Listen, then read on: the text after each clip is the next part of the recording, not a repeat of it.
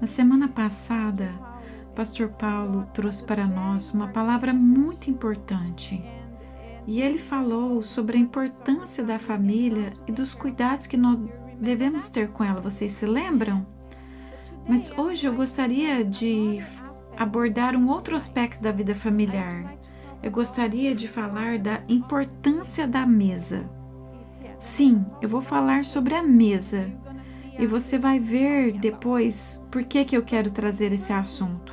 Mas primeiramente eu gostaria de mostrar alguns pontos muito interessantes na palavra de Deus sobre a mesa. Muitos desses ensinamentos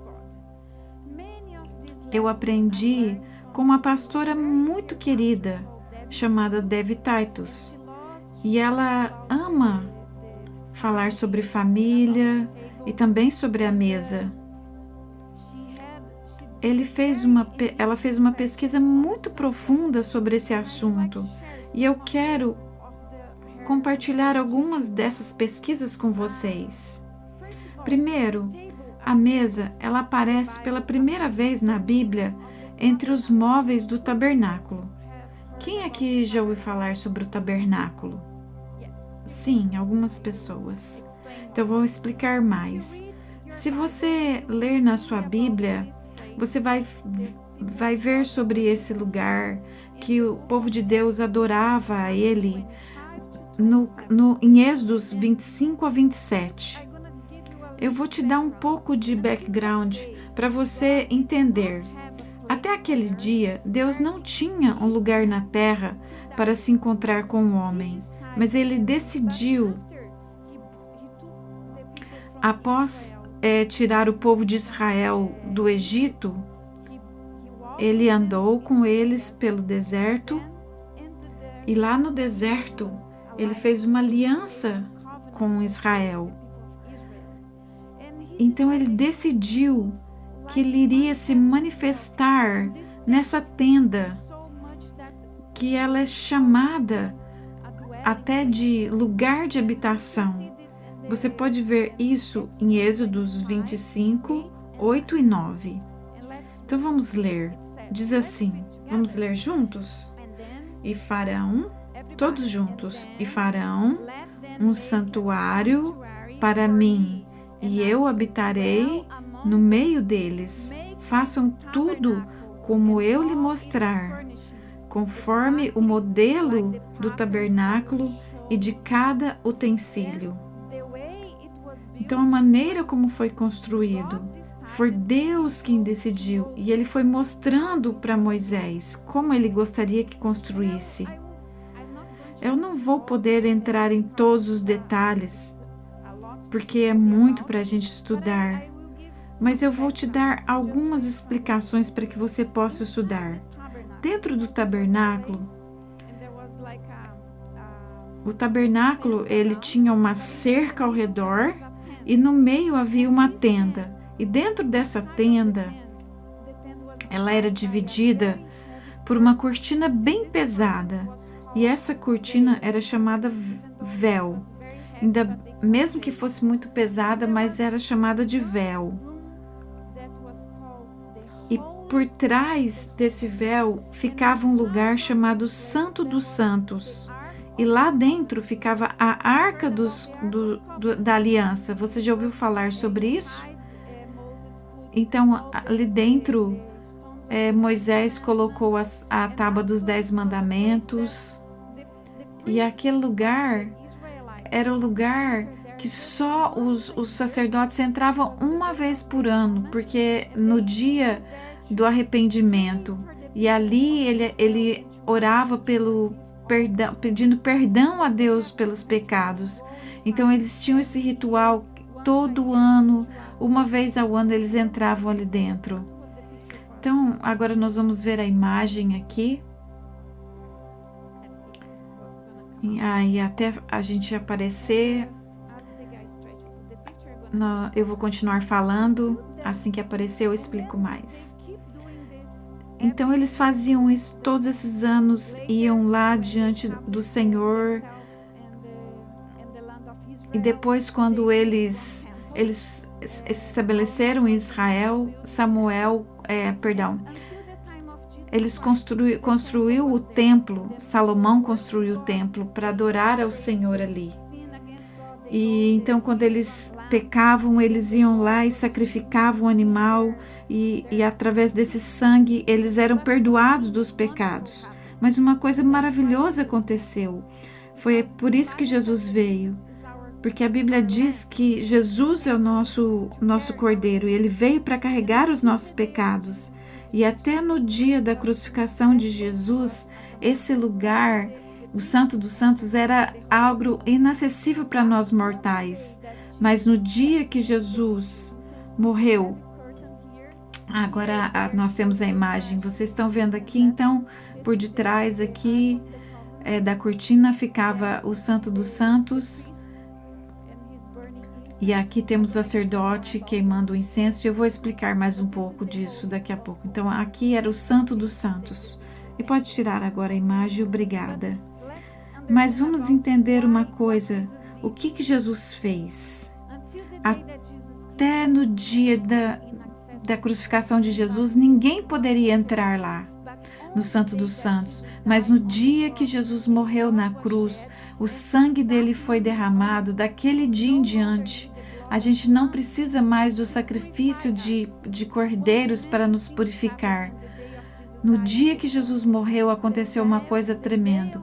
O véu no templo, que foi construído depois do tabernáculo, miraculosamente foi rasgado do topo ao chão.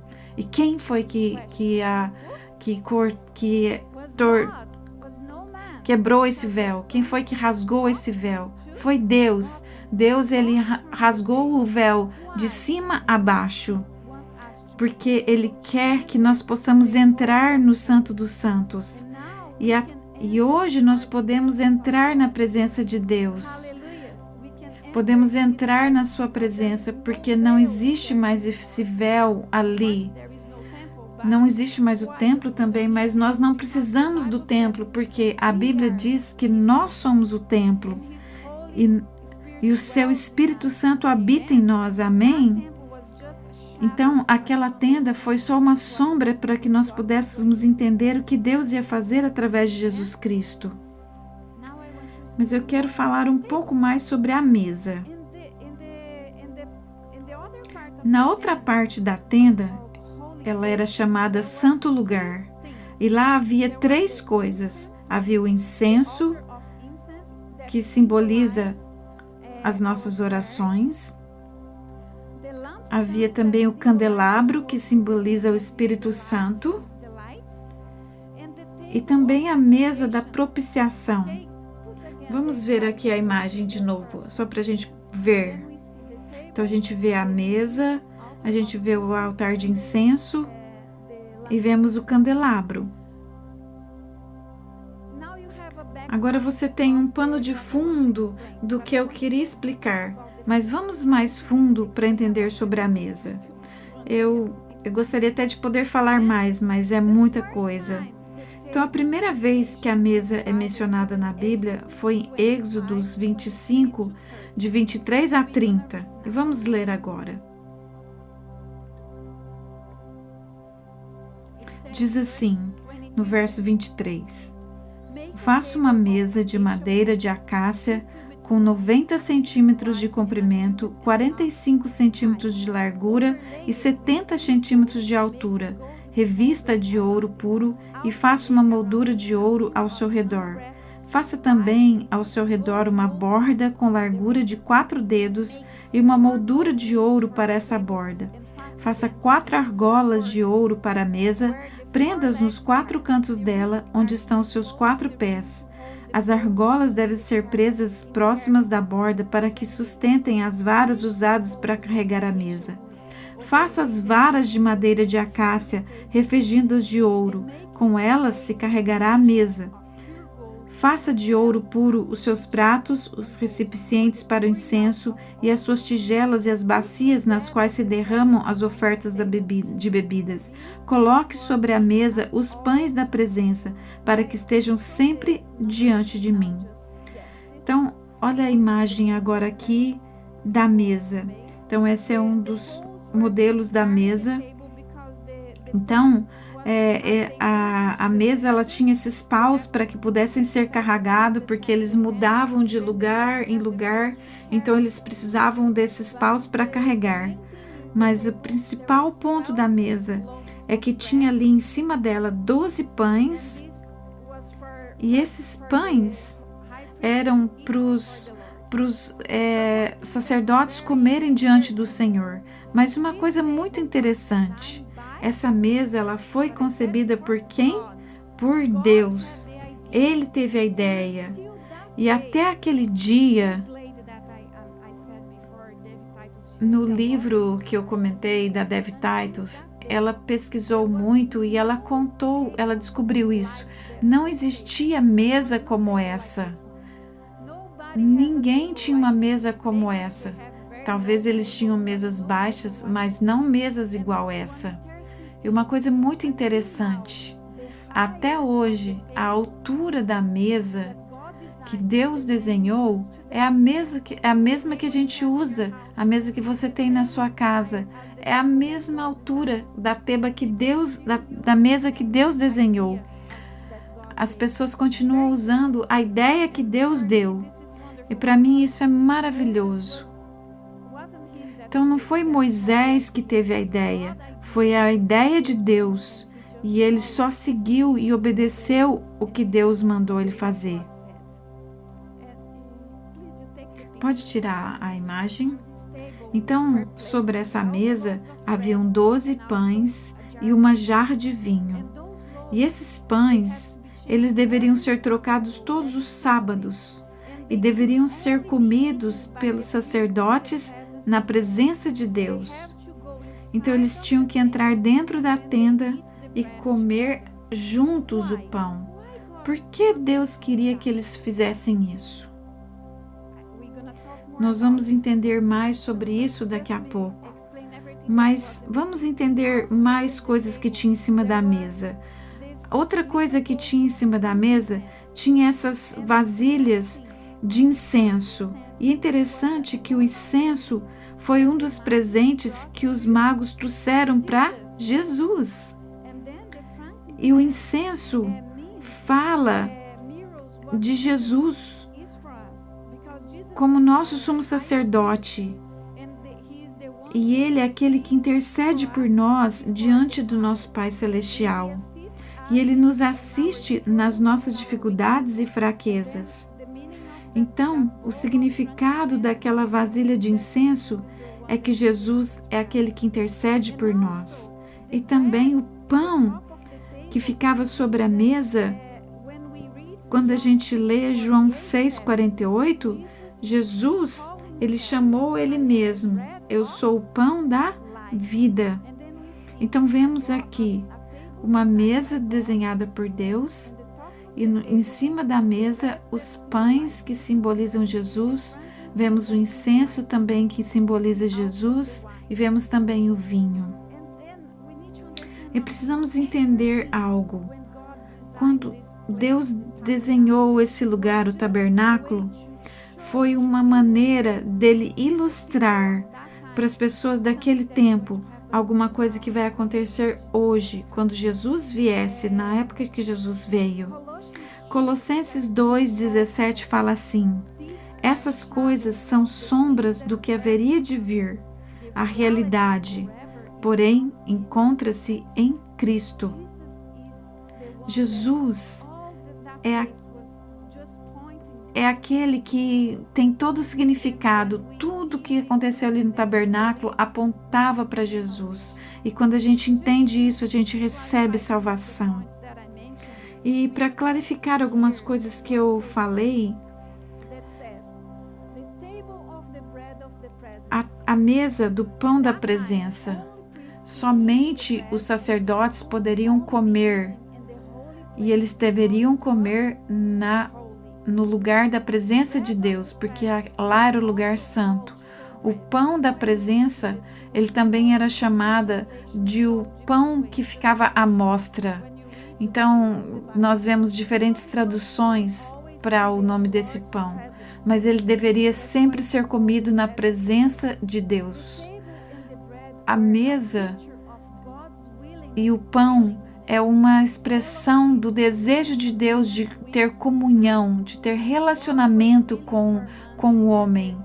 Deus, ele deseja que a gente entre na presença dele. E o desejo dele é que aquele lugar sempre estivesse aberto. Então Deus, ele estava expressando ali como ter relacionamento com ele. Mas tudo, na verdade, aconteceu quando Jesus veio. E nós hoje temos uma maneira de relacionar com Deus. Uma dessas maneiras é quando a gente toma a ceia do Senhor.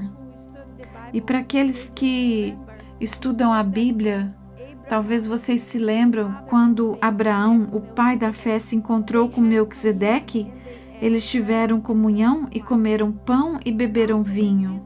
E Jesus, quando ele celebrou a última ceia, eles também comeram pão e comeram vinho ao redor de uma mesa. E agora a gente está entendendo um pouco mais sobre a mesa. Nós vemos que a mesa foi uma ideia de Deus para que através do pão da presença podemos ter comunhão com Ele. Nós precisamos de uma mesa para ter comunhão. Mas eu quero falar umas coisas mais práticas. Eu quero te falar de coisas na tua casa. Eu quero te fazer uma pergunta. Me diga uma coisa. Qual que é o melhor lugar na sua casa para ter comunhão com a sua família? Qual que é o melhor lugar para você ter comunhão com sua família? Ao redor da mesa. Sim, esse é o melhor lugar para termos comunhão com a nossa família. Você está certo. Não temos como ter comunhão na frente da TV. Podemos? Na cama? Com toda a família? Não. Talvez com o seu companheiro, sua companheira. Mas é ao redor da mesa que podemos construir esse relacionamento com toda a nossa família. Essa ideia da mesa, da comunhão, conexão e uma presença doce que traz paz e proporciona momentos de alegria, vem do céu. Veio de Deus. Jesus é o pão que desceu do céu e quando Ele está presente à nossa mesa, a unidade e a comunhão na nossa família acontece. Precisamos trazer essa presença, Jesus, para a nossa mesa. Precisamos trazê-lo para a nossa casa. E como podemos trazer isso para nosso lar? Vamos ler Provérbios 9, 1 e 2.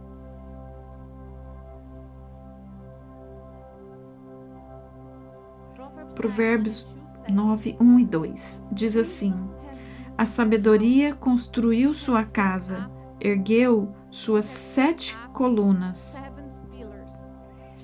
Ela matou animais para a refeição, preparou seu vinho e arrumou sua mesa.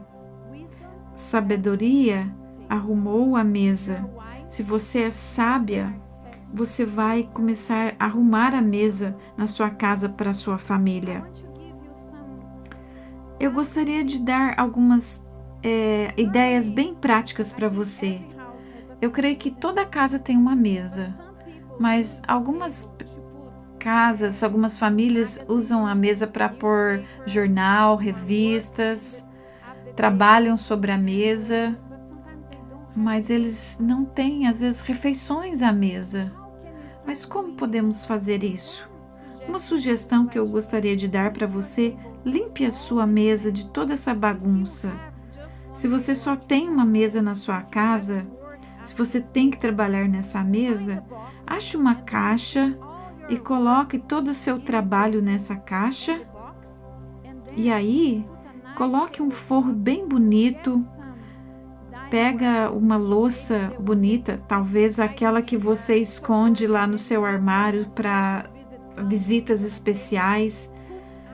Coloque essa mesa Decore com flores, talvez com velas. Compre uns guardanapos. Podem ser esses mais baratos, mas arrume a mesa e prepare uma refeição saudável. Chame sua família para a mesa. Eu gostaria de dar algumas ideias de decorar a mesa. Veja essas fotos aqui. Essas aqui são lá na minha casa. Se você já foi lá, eu comprei esses guardanapos, pus essas velas.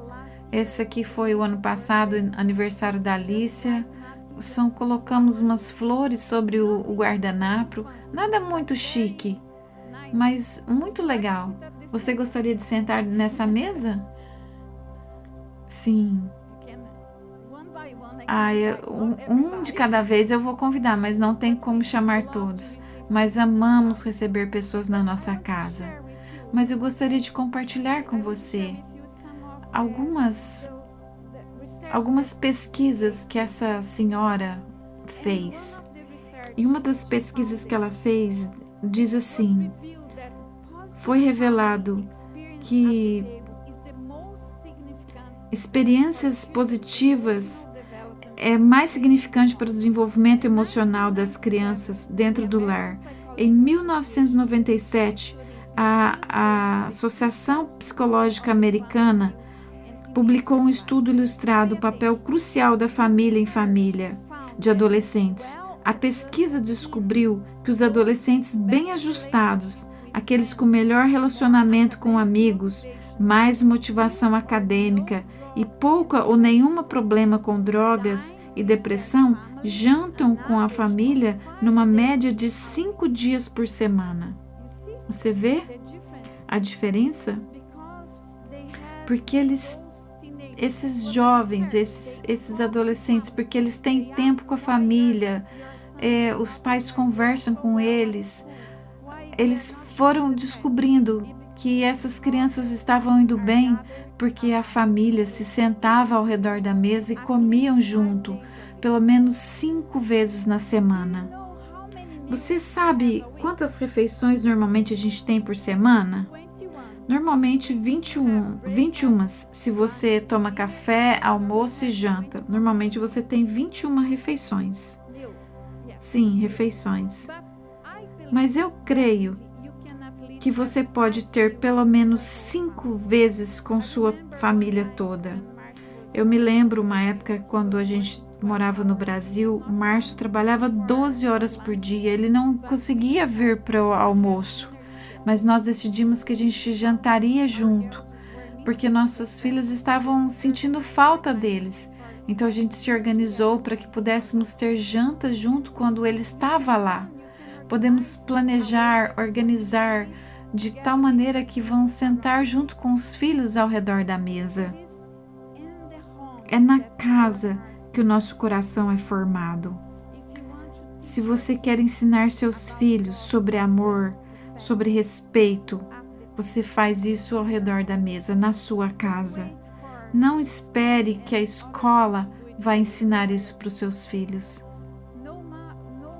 Não importa quanto tentamos basear nossa vida em outras coisas, como por exemplo, vou fazer esportes, vou estudar, vou ter aulas de música, ou até mesmo a igreja. O seu filho vai ter um coração bom, é somente ao redor da mesa. Nós não podemos mudar essa realidade de que todo o desenvolvimento físico, emocional e espiritual da alma humana começa em casa. É na sua casa que você vai formar o coração dos seus filhos. Não é porque eles estão indo à escola, é em casa e ao redor da mesa. Se é no lar que o coração se forma, então é a mesa que ele se conecta.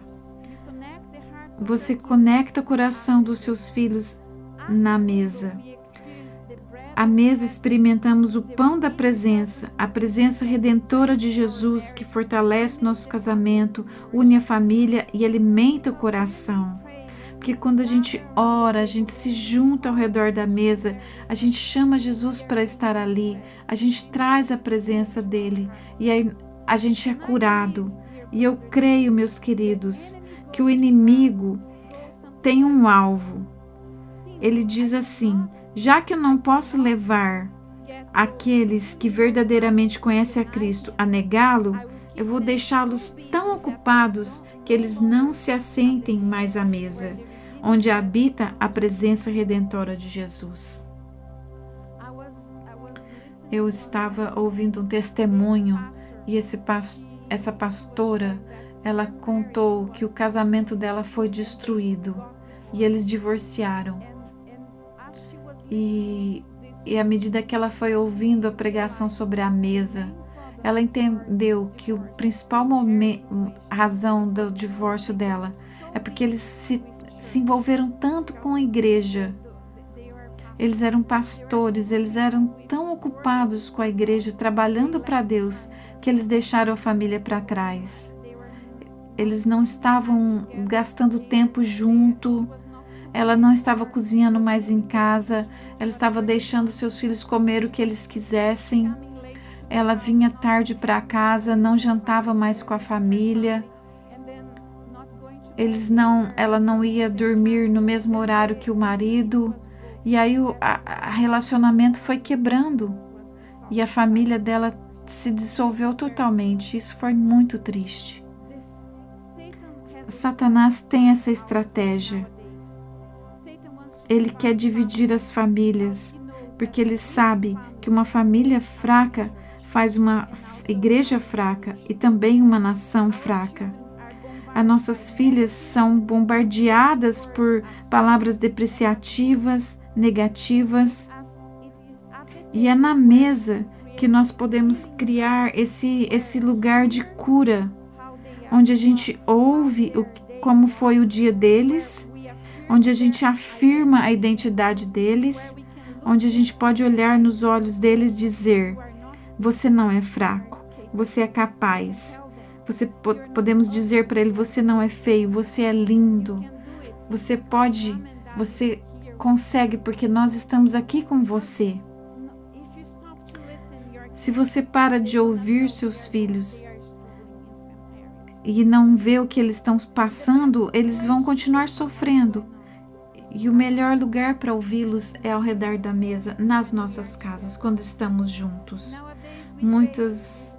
A gente tem essa batalha nesses dias, mas nós precisamos decidir que lugar nós vamos ficar. Vamos aceitar essa cultura do mundo ou a cultura de Deus? Porque o mundo diz: só manda seus filhos para a escola e vai ficar tudo bem. Não entregue a educação dos seus filhos nas mãos dos professores, mesmo os professores da igreja. É claro que aqui eles estão recebendo coisas boas, mas você tem que fazer a sua parte. Você tem que se envolver.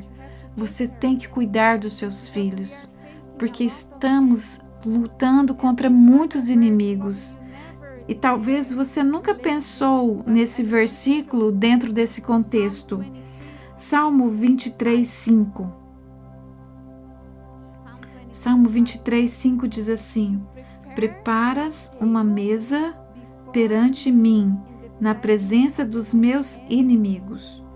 Unge-me a minha cabeça com óleo, e o meu cálice transborda.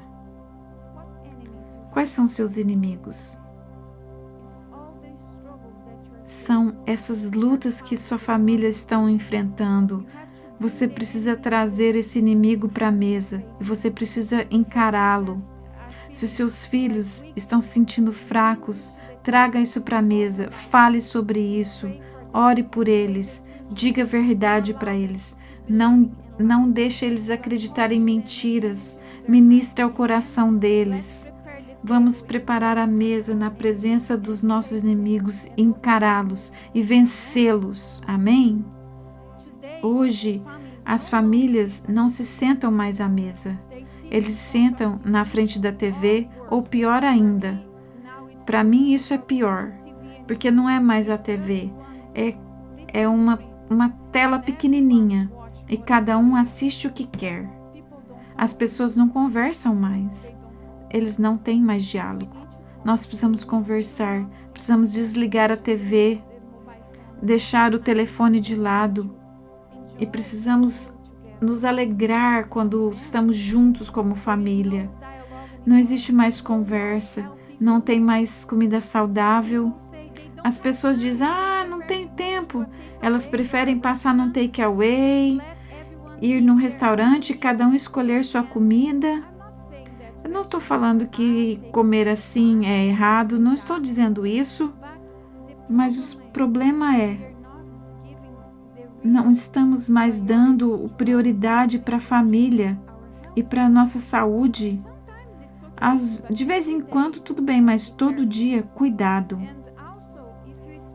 E também, se você só compra comida de restaurante, você está pagando 3, 4 vezes mais. Você pode ir ali no Tesco, no supermercado, comprar comida com pouco dinheiro, mas com 10 euros no restaurante você não compra nada. Talvez você vai ter um hambúrguer ali no McDonald's, mas se você quiser comer algo saudável, você tem que planejar para você comer saudável. Mas isso é gostoso, porque se você se planejar, você pode comer coisas gostosas e saudáveis. Na nossa casa, a gente sempre comeu à mesa e a gente tinha algumas regras. A gente costumava dizer para elas, se você dizer que não quer comer a comida que está aqui na mesa, por exemplo, brócolis, a gente costumava dizer, se elas diziam, eu não quero, você vai ganhar porção dupla. Se falar não quero, ganha 2. Se ficar tranquilo, quieto, ganha um pedaço. Porque eu sei que às vezes crianças não gostam de brócolis, vegetais, então a gente precisa ensiná-los a comer. Então você tem que dar pelo menos um pedacinho. Você dá para eles. E a gente tinha essa regra lá em casa. Então se não fala que não gosta, ganha 2 pedaços. E aí, quando eu preparava batata frita, o que elas falavam? Mãe, eu não gosto de batata frita, eu não gosto. Por quê? Porque elas queriam porção dobrada. Elas queriam porção dobrada. Mas a gente ensinou elas a comer comida saudável dessa maneira. Então, de pouquinho em pouquinho, dávamos pequenos pedaços e hoje eles comem de tudo. E ontem a Alice estava contando para nós que ela experimentou cobra lá em Taiwan. Quem que ensinou ela? Papai. É. Porque a gente sempre ensinou elas a comer coisas diferentes. Experimentar coisas diferentes. E hoje o paladar delas é muito aberto. Onde elas vão é que elas experimentar coisas diferentes. Elas querem experimentar algo porque elas aprenderam isso. E uma outra dica que a gente usou muito na nossa casa, usa até hoje, quando a gente prepara comida e aí a gente vai montar o prato, a gente coloca sempre 5 cores diferentes, porque aí você vai ter uma comida muito nutritiva no seu prato. Eu quero te mostrar essa figura aqui, essa imagem que explica sobre isso. Por exemplo, o que você fala de 5 cores diferentes? Você pode pôr por exemplo, cereais. É marrom, é branco, né? E isso libera energia. Então você pode ensinar seus filhos. Por exemplo, os vegetais, às vezes eles são verde, vermelho, amarelo, e eles melhoram a nossa visão. Então, se você come vegetal, sua visão melhora. Se você come frutas, roxo, amarelo, verde, vermelho, elas são boas para curar feridas, cortes. A carne, ela tem proteína branca, vermelha, e elas constroem músculos fortes. E os produtos laticínios, eles fortalecem os nossos ossos. Então, aqui temos essas figuras aqui, vou fazer você sentir um pouquinho de fome. Então, esse aqui não é muito saudável, tá vendo? E nem muito colorido. Mas esses outros são bem coloridos e saudáveis. E a gente precisa melhorar a nossa dieta se a gente quiser ajudar nós e nossos filhos para sermos mais fortes e mais saudáveis. Um outro ponto, pode tirar a figura, por favor. Um outro ponto muito importante que foi revelado em pesquisas. Os nutricionistas instruem que não devemos comer andando pela casa. Acima de tudo, não devemos comer em frente à TV. Uma pesquisa feita pelo Centro de Pesquisa de Nutrição de Houston descobriu que as crianças acima de peso jantam 50% das vezes em frente à televisão, ao passo que para as crianças de peso normal a porcentagem era 35%. Isso significa que quanto mais uma criança come na frente da TV, mais ela vai engordar. Menos na frente da TV, mais saudáveis serão. Por quê? Você sabe por quê? Existe uma relação entre o número de horas que as crianças passam assistindo TV e também internet e os problemas de peso. Os nutricionistas, eles sabem disso.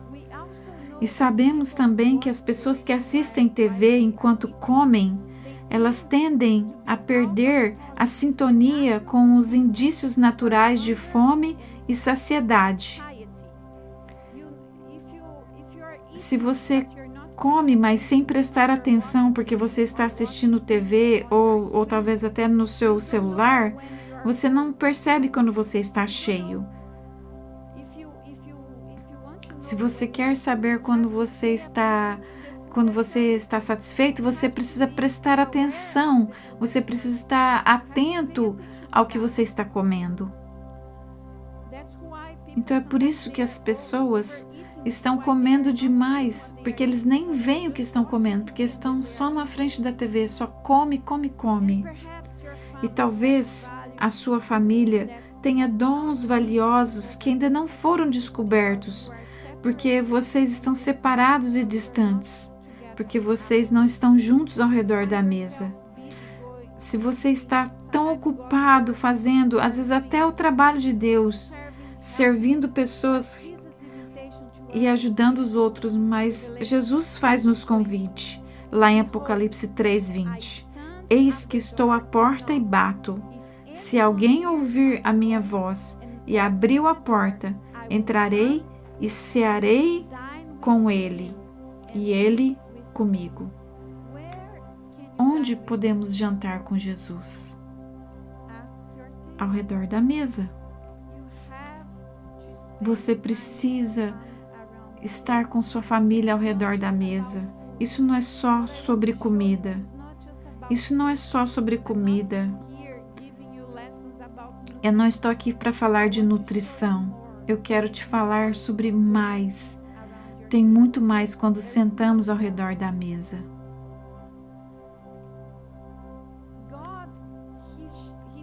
Deus ensinou o seu povo a fazer isso. Quando eles saíram do Egito, Deus disse a eles: comam juntos, comam a Páscoa juntos, e eles deveriam comer ao redor da mesa. Deus os ensinou a comer ao redor da mesa. Jesus também, com seus discípulos, eles andaram juntos e muitas vezes Jesus os ensinou várias vezes ao redor da mesa. Vocês lembram de passagens que Jesus se sentava ao redor da mesa com os discípulos? A última ceia foi ao redor da mesa.